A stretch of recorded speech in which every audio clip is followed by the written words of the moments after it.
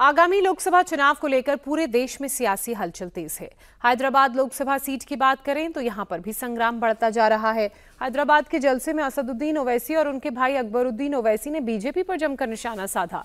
असदुद्दीन ओवैसी ने लोगों से वोट देने की अपील करते हुए आरोप लगाया कि मुसलमानों को मिटाने की कोशिश की जा रही है, इसलिए अगर वोट नहीं डालोगे तो उन ताकतों को बढ़ावा मिलेगा जो बुलडोजर से गरीबों के घर तोड़ रहे हैं। यहां तक कि ओवैसी ने मुख्तार अंसारी के नाम पर भी वोट मांगा। उन्होंने कहा कि अगर मुसलमान मजलिस को चाहते हैं और फिर भी वोट नहीं करेंगे तो उनके दिल में मुख्तार अंसारी की मौत का गम नहीं है। कोई नहीं हरा सकता। 13 मई को तारीख बनाने का दिन है। हैदराबाद की जंग कौन किसके संग? कि हमारे बाद हमारे आने वाली नस्ल का क्या होगा। माधवी लता का तीर कमान भड़के भाईजान।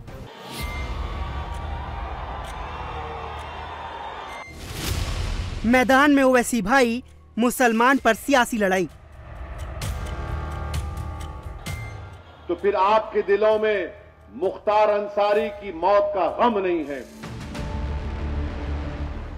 देश का सियासी मिजाज गर्म है। आरोपों की बौछार हो रही है और व्यंग के बाण भी छोड़े जा रहे हैं।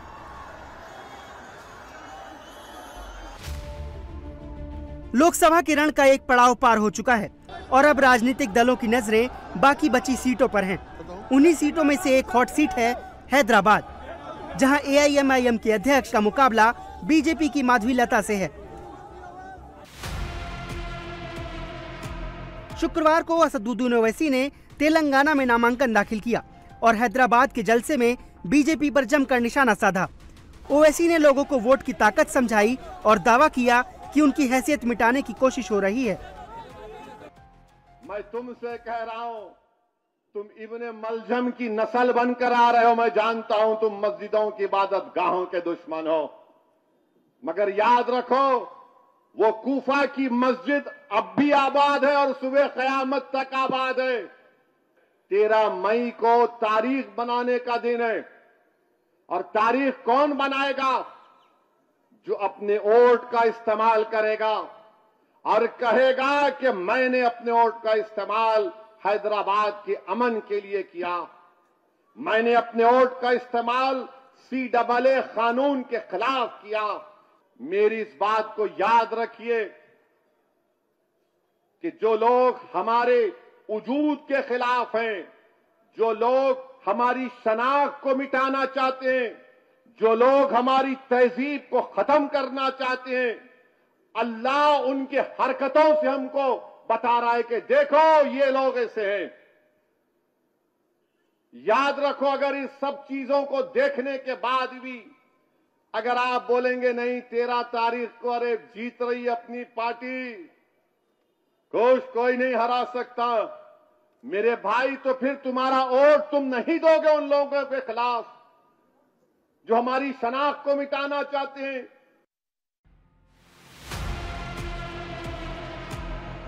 ओवैसी यही नहीं रुके।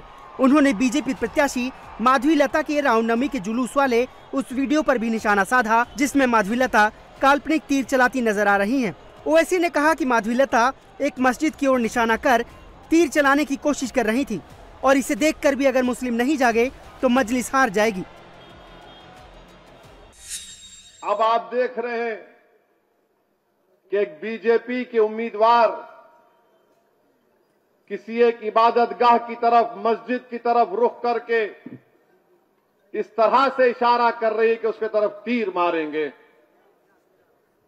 अब भी आप वोट नहीं देंगे?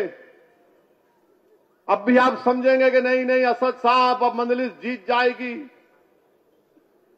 मेरे भाई, अगर एहसास है, तकलीफ है, उस इबादतगाह के लिए अगर तकलीफ है तो कम से कम मजलिस के लिए नहीं तो कम से कम उस इबादतगाह की अजमत के लिए तो निकल कर वोट डालो मजलिस के लिए।